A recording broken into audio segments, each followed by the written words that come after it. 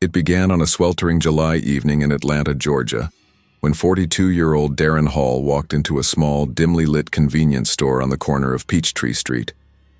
Darren was a construction worker, worn out from the relentless summer heat, his shirt stained with sweat and dust. He wanted nothing more than an ice-cold Coca-Cola to wash away the day. The store was nearly empty. A fan buzzed lazily in the corner, pushing warm air in slow circles. The shelves were sparsely stocked, and behind the counter stood an elderly clerk with deep-set eyes that didn't blink often enough. The man seemed to watch Darren the moment he stepped inside, his stare almost too steady. Darren headed to the refrigerator at the back. The light inside the glass door flickered weakly, illuminating rows of drinks, except for the last row on the far right. There, standing alone, was a single Coca-Cola bottle. It wasn't the usual design. This one looked wrong. The glass was darker, almost smoky, and the red label was faded, the white lettering smudged like old paint. The cap wasn't the modern twist-off type, but an old-fashioned metal crown cap, the kind you'd need an opener for. But what drew Darren in most was the condensation on it, cold beads of water sliding down its surface, as if it had just been pulled from deep ice. He grabbed it without thinking. The moment his fingers touched the glass, he felt a faint vibration like the bottle was alive, humming in his palm. He frowned, shaking it off, and walked toward the counter. The old clerk's eyes followed the bottle, not Darren. His lips parted slightly, and in a raspy voice he said, "You sure you want that one?" Darren smirked. "Why not?" The clerk's hand stayed still on the counter. "It's old stock. Been here longer than me. Some things are better left unsold." Darren chuckled, thinking it was just some weird sales pitch. "Hey, a Coke's a Coke." He slapped a crumpled $5 bill on the counter, grabbed the bottle, and walked out before the man could say another word. The sun was setting as Darren reached his small apartment. The light through the blinds cast long stripes across the room. He grabbed his opener, popped the cap, and listened to the hiss of carbonation escape. But it wasn't the crisp fizz he expected. It was more like a soft exhale, almost a sigh. He hesitated for a moment, then took a long drink. The taste was sharper than usual, metallic, with a strange sweetness that lingered on his tongue. As soon as it touched his throat, an icy shiver ran through his body. He set the bottle down, breathing heavily. That's when he heard it. A whisper. At first it was so faint he thought it was the pipes or the wind outside. But then it grew clearer, curling into his ears like smoke. "Drink it all." Darren spun around, but the room was empty. His television was off, his phone silent. The whisper came again, closer now, right next to his ear. "Drink it. Finish it." His eyes fell on the bottle. The condensation was gone. The glass was warm, and inside the dark liquid seemed to swirl, like something moving beneath the surface. That night, Darren dreamed of the Coca-Cola factory, not the modern one, but something from the early 1900s. The walls were brick, the air thick with the smell of sugar and something rotten. Workers in stained aprons filled bottles, but their faces were gaunt, their eyes hollow. One man stood apart, watching him with a wide grin that didn't move with his breathing.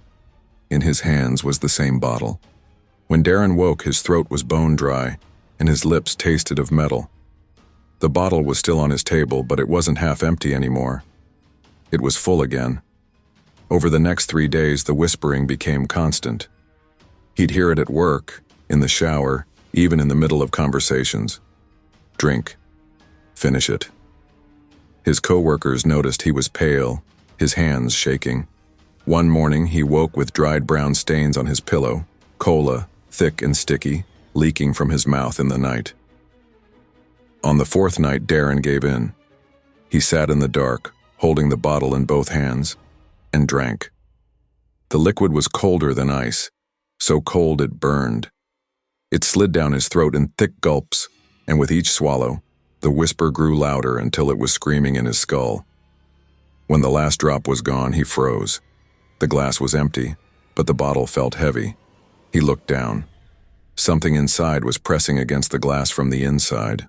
A shape, human-like, with a face pressed against the curve of the bottle, its mouth wide in a silent scream. Darren tried to drop it, but his fingers wouldn't obey. His hands were locked, fused to the glass. The thing inside began to move, its mouth opening wider, the dark liquid pooling again.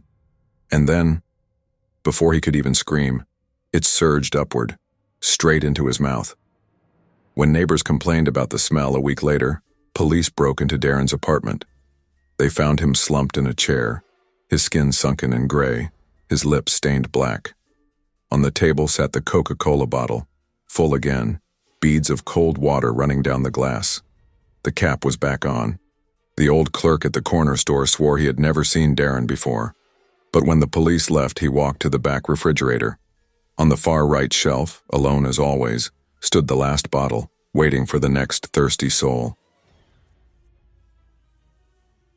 The year was 2019, and in the heart of Atlanta, the birthplace of Coca-Cola, a man named Samuel Trent lived in a cramped apartment above a laundromat. Samuel was an ordinary office worker, quiet and unnoticed, except for one thing: his obsession with Coca-Cola. He collected everything: vintage bottles, neon signs, even the original advertisements from the 1890s. His shelves were lined with unopened cans from decades past, each one meticulously cleaned and cataloged. To Samuel, Coca-Cola wasn't just a drink. It was a piece of American history, a symbol of comfort, and an obsession that filled the gaps in his lonely life. One rainy Saturday afternoon, Samuel received a mysterious email from an address he didn't recognize. It read, "Rare Coca-Cola bottle, pre-1900, never opened, for sale. Must pick up in person. Address provided. Cash only." Attached was a single photograph, a thick glass bottle, darker than the usual green, with a faded label that read, "Coca-Cola syrup, for medicinal use." The cap was sealed with black wax instead of the usual metal crown. Samuel's hands trembled. Bottles like this were priceless. He grabbed his wallet, umbrella, and keys, ignoring the storm raging outside. The address led him to an old brick warehouse on the outskirts of the city. The windows were boarded up, and the street was eerily empty. When he knocked on the rusted metal door, it swung open with a groan. Inside, the air smelled of damp cardboard and something faintly sweet, like syrup that had gone sour. An elderly man emerged from the shadows, his eyes pale and cloudy. "You're here for the bottle," the man rasped. It wasn't a question. Samuel nodded eagerly. "How much?" The man didn't name a price. Instead, he shuffled to a dusty shelf in the back and returned with the bottle cradled in both hands, as if it were a newborn. Up close, Samuel saw something unsettling. The liquid inside was darker than cola, almost black, and tiny bubbles rose sluggishly, as though alive. "It's not for drinking," the old man said firmly, pressing it into Samuel's hands. "Keep it sealed. Never open it. It's part of the company's history they don't talk about." Samuel tried to ask more, but the man turned away, muttering to himself. A flash of lightning lit the warehouse, and for just a moment Samuel swore he saw faded red stains on the floor beneath the man's feet. When Samuel got home, he placed the bottle on the highest shelf in his collection. That night, he dreamed of the Coca-Cola factory, as it had been over a century ago. In his dream, workers in stained aprons mixed vats of syrup, their movements slow and mechanical. A man in a black suit watched them from a catwalk above, smiling too widely. He was holding the same bottle. In the dream, the man looked directly at Samuel and whispered, "Drink." Samuel woke in a sweat, his throat dry. He stumbled into the living room and froze. The bottle was no longer on the top shelf. It sat on his coffee table, beads of condensation on the glass. He stared at it for a long time, convinced he must have moved it in his sleep. The next night, the dream returned, more vivid this time. Samuel stood on the factory floor, surrounded by vats of thick, black liquid. The smell of sugar and something rotten filled the air. The suited man approached, his smile splitting wider, revealing teeth too sharp for a human mouth. He held the bottle out to Samuel. "Drink it all," the man said. His voice like syrup poured over broken glass. Samuel awoke with his mouth tasting faintly of cola. The bottle was half empty. He tried to throw it away, but his hands wouldn't obey. They clutched the bottle tightly, his fingers numb and cold. Every hour the whisper returned. "Finish it. Finish it." By the third day, Samuel's skin had gone pale, his eyes sunken. Neighbors noticed him pacing his apartment at night, talking to himself, or rather, to someone unseen. On the fourth night, the voice in his head was no longer a whisper but a roar. Samuel gave in. He unscrewed the wax seal and drank.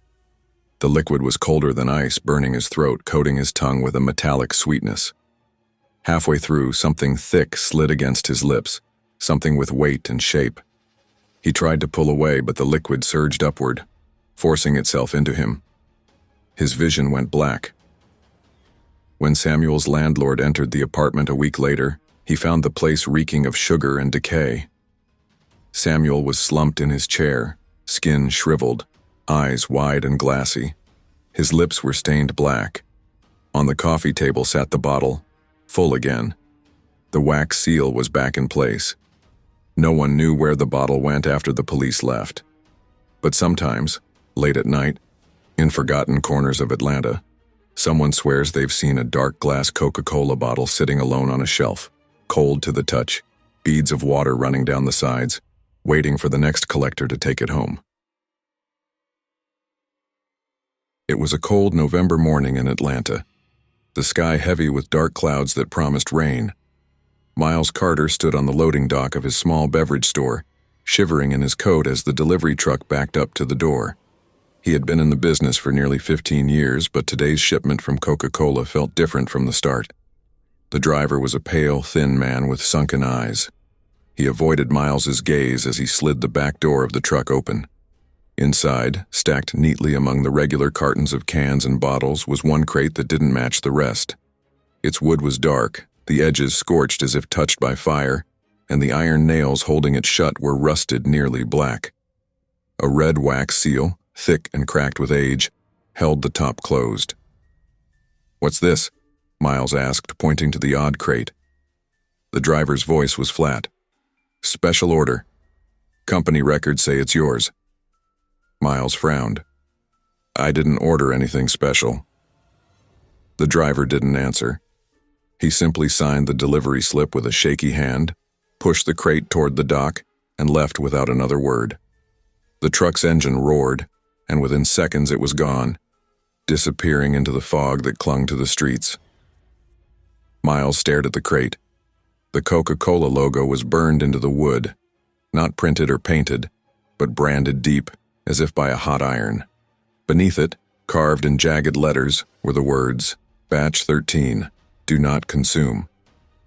At first he thought it was a marketing gimmick, maybe a retro collectible package meant to drum up nostalgia.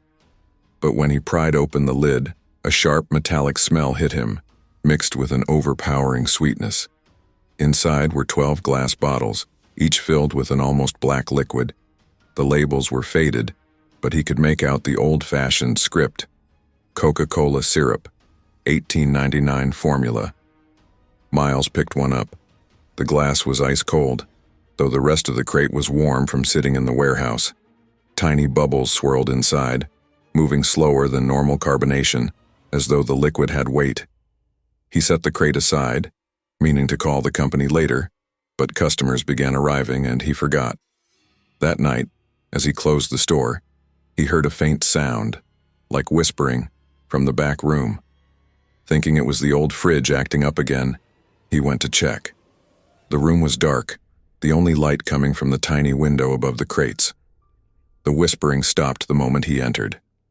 When he turned toward the special crate, he froze. One of the bottles was missing. He searched the store, thinking maybe one of his employees had moved it, but he was the only one on shift that day. Shrugging it off, he locked up and went home. In his dreams, he was walking through an old Coca-Cola factory, the air thick with steam and the scent of boiling syrup. The machinery clanged and hissed, but there were no workers, only shadows moving along the walls, long and distorted. A man in a black suit stood at the far end of the room, his back to Miles. When the man turned, his smile was impossibly wide, stretching until it cut into his cheeks. In his hands, he held the missing bottle. He offered it to Miles and said in a voice like syrup dripping from a spoon, "One taste, and you'll never thirst again." Miles woke with a start, his throat dry, his tongue heavy in his mouth. He stumbled to the kitchen, and there on his counter sat the missing bottle. He had no memory of bringing it home. The wax seal on the cap was gone, replaced by an old-fashioned metal crown. His hand moved on its own, twisting it off. The hiss that escaped wasn't carbonation. It was a soft sigh, like something trapped inside was finally free. The first sip was sweet and cold, but with a sharp metallic bite. A chill spread from his throat down to his stomach, and the room seemed to tilt slightly. He set the bottle down, breathing hard. That's when he heard the whisper again. "Drink it all."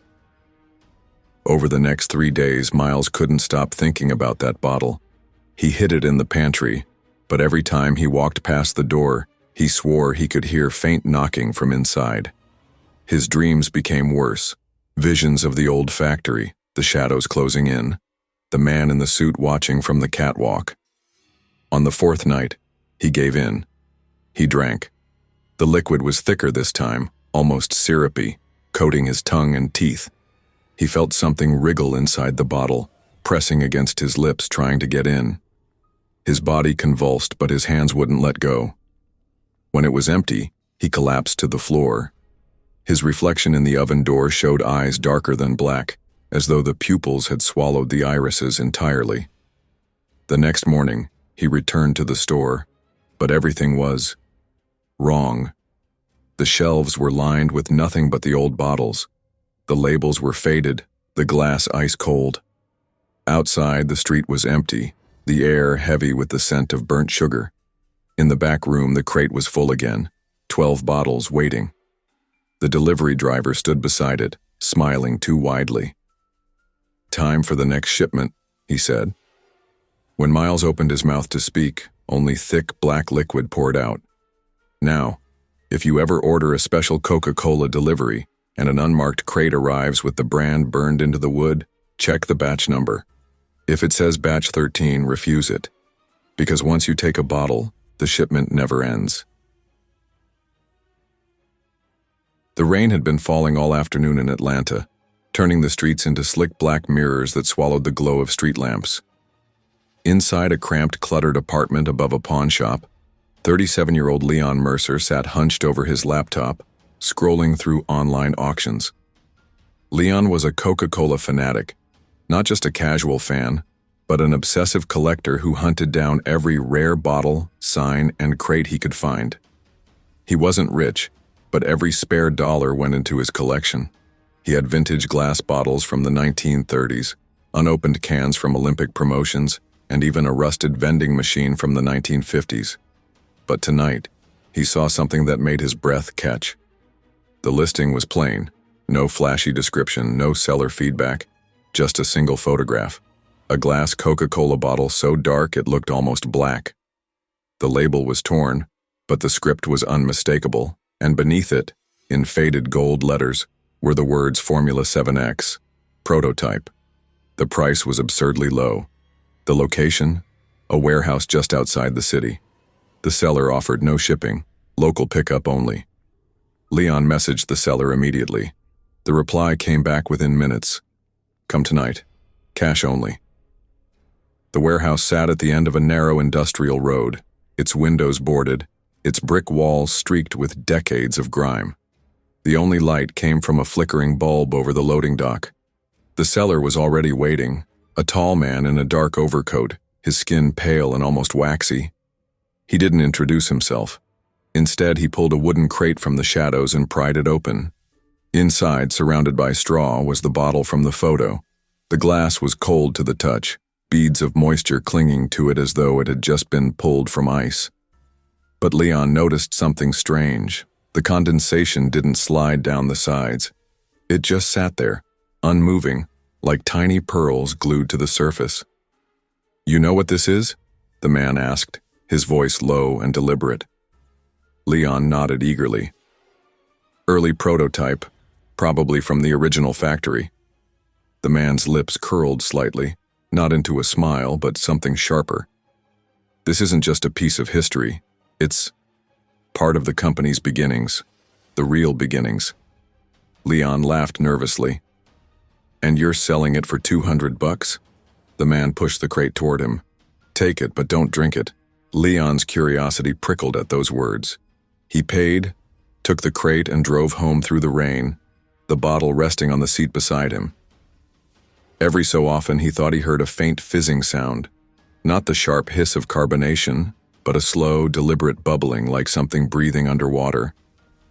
Back in his apartment, Leon placed the bottle on the table and studied it. The liquid inside wasn't the dark brown of cola. It was deeper, almost black, and thick. When he tilted the bottle, it moved sluggishly, clinging to the glass before sliding down. He tried to sleep, but the fizzing sound kept him awake. Around 2 a.m., he gave up, went to the kitchen, and found the bottle sitting in the middle of the counter. He was certain he had left it on the table. The wax seal on the cap was cracked. He picked it up, intending to put it back, but his fingers tightened around it. He felt the cold glass pulse faintly in his hand, like a slow heartbeat. His throat burned with sudden thirst, an aching dryness that made him swallow hard. Before he realized what he was doing, he had pried off the cap. The hiss that escaped wasn't carbonation. It was a sigh. The scent that rose from the bottle was sweet, almost floral, but underneath was something metallic like old coins. Leon took a sip. It was ice cold, so cold it made his teeth ache, but the sweetness was intoxicating. The taste bloomed in his mouth, vanilla, cinnamon, caramel, and then something bitter, sharp, almost coppery. The cold spread down his throat, into his chest, into his stomach, until he was shivering. That night, he dreamed of a vast Coca-Cola factory from another century. The air was thick with steam and the smell of boiling syrup. Workers moved mechanically, their eyes blank, their skin pale.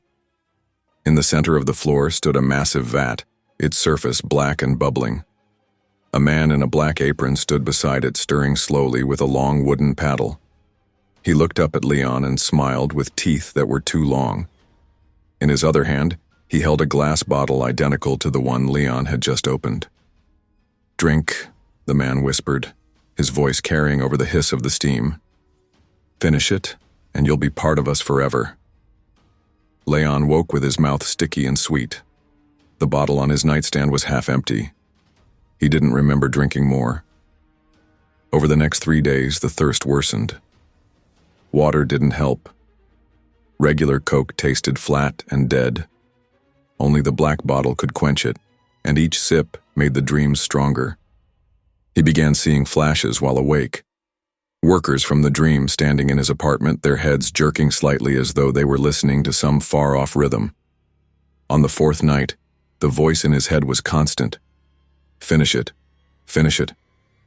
He sat at the kitchen table, bottle in hand, and drank the last drop. The liquid was thicker now, almost syrup. Something soft slid against his tongue, a shape, warm and alive. It moved down his throat, writhing as it went. His vision blurred and the sound of fizzing filled his skull. When he opened his eyes, he was no longer in his kitchen. He stood in the old factory from his dreams. The vat bubbled in front of him, and the man in the black apron smiled. "You've joined the source," he said. Leon looked down. His hands were pale, his fingernails black. In his grip was a new bottle, full, cold, beads of moisture clinging to the glass. Somewhere far away, in a dusty warehouse, a new listing appeared online. Rare Coca-Cola prototype bottle, local pickup only. The wind howled across the empty parking lot of Henson's Market, rattling the rusted shopping carts against each other like a chorus of bones. Inside, under the sickly yellow glow of flickering fluorescent lights, Jeremy Crow was stacking the last of his soda delivery before closing. Jeremy had been working at Henson's for 8 years. He was used to long hours, half-broken refrigerators, and deliveries that sometimes came late at night. But the truck that arrived tonight was different. It wasn't the usual red and white Coca-Cola freight truck. It was an old, matte black semi with no company logo, its sides streaked with grime. The driver stepped out slowly. He was tall, impossibly thin, with skin the color of ash and deep shadows under his eyes. He didn't speak. Without a word, he climbed into the back of the truck and rolled out a single wooden crate, setting it on the loading bay with a thud that seemed to echo through the empty store. "Where's the rest of the shipment?" Jeremy asked. The driver just stared at him for a long moment before answering, voice low and hollow. "This is all you'll need." Jeremy forced a laugh. "Yeah, right. Look, I'm just a stock guy. If there's a problem with the order, call my manager." But the man was already walking back to the cab of the truck. As the door slammed shut, Jeremy thought he heard something from inside the crate, a faint fizzing sound like carbonation, but slower, heavier. By the time he turned back around, the truck was gone, swallowed by the night. Jeremy pulled the crate inside. It was unlike anything he'd seen before. The wood was stained a deep brown, almost black in places, and across the top was burned an old Coca-Cola logo, the kind used in the late 1800s. Beneath it, etched into the wood, were the words, "Batch 0, 1886, property of Coca-Cola Company." He frowned. He'd seen a lot of Coke branding in his time, but never anything like this. Curiosity won. He pried open the lid with a crowbar. Inside were 12 thick glass bottles, each capped with black wax. The labels were tattered but still legible. Coca-Cola Medicinal Elixir, Dr. Pemberton's original formula. The liquid inside was almost black, thicker than soda should be, and it swirled slowly, as though reluctant to move. The fizzing was louder now, a slow bubbling that seemed to come from deep within the glass. A chill crept up Jeremy's spine. Something about the smell made his stomach tighten. It was sweet, yes, but there was a metallic tang beneath it, like blood on a copper coin. He told himself it was just old syrup. Maybe the company had sent some kind of promotional retro packaging. Still, he locked the crate in the storeroom for the night. That was when the whispering started. At first, it was faint, just the sound of wind against the old store windows. But as Jeremy was sweeping the aisles, the whispers became words. "Drink it." He froze, the broom trembling in his hands. The sound was coming from the storeroom. He unlocked the door and peeked inside. The crate sat where he'd left it, but one of the bottles was missing. Jeremy's chest tightened. He scanned the room, then found the missing bottle on the floor, upright as though someone had placed it there. The wax seal was broken. He should have thrown it away. He knew he should. But the smell, sweet, sharp, and cold, was pulling him closer. He reached down and lifted the bottle. The glass was so cold it burned his palm. He twisted the cap, and the hiss that escaped was not carbonation. It was a long, shuddering sigh. The first sip hit him like a drug. The cold surged through his veins, making his vision sharpen. Every sound in the store suddenly crystal clear. It was sweeter than any Coke he'd ever tasted, but beneath that sweetness was something ancient and heavy. When he set the bottle down, the whisper came again, louder now. "Finish it." Jeremy tried to resist, but over the next few days he found himself taking sips whenever he could. Each drink left him thirstier. Water tasted like dust. Regular Coke was bitter and lifeless. Only the black bottle could quench him, and even then, only for a short while. He began having dreams, vivid, suffocating dreams of an old Coca-Cola bottling plant. The machinery was enormous, hissing and groaning, the air thick with steam. Workers in stained aprons moved like marionettes, their faces pale, eyes hollow. In the center of the plant, a massive copper vat bubbled with the same black liquid from the bottle. And always, watching from above on a catwalk, was a man in a dark suit and bowler hat. His smile was too wide, his teeth too long. He would hold up a bottle and whisper the same words, over and over. Join us.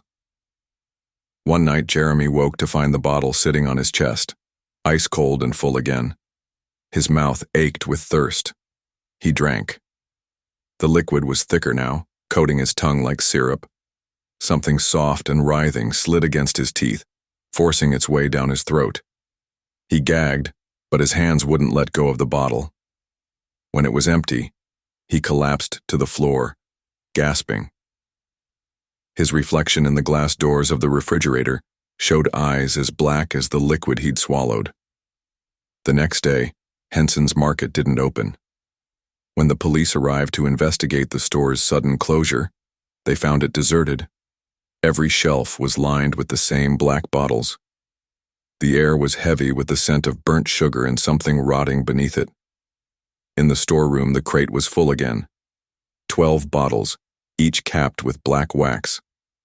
And from somewhere deep inside the wood came the slow, deliberate fizzing, waiting for the next thirsty soul.